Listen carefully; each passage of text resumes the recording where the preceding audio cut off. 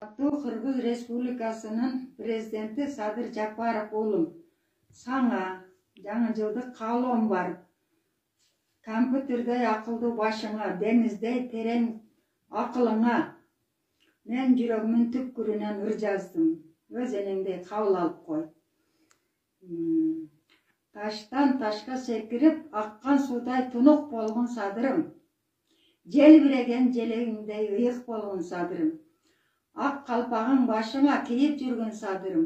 Ала тоонун чокусундай бийик жүргөн Садырым. Телегейиң тегиз болсун Садырым. Бойтоңдогон козуларың эгиз болсун Садырым. Чайнаганың ар күнү куйрук болсун Садырым. Сүйлөгөнүң ар дайым буйрук болсун Садырым. Жалтыраган кроссонун кулу болбо Садырым. 7 миллион элиңдин уулу болгон Садырым. Алтын башың таштан болсун Садырым.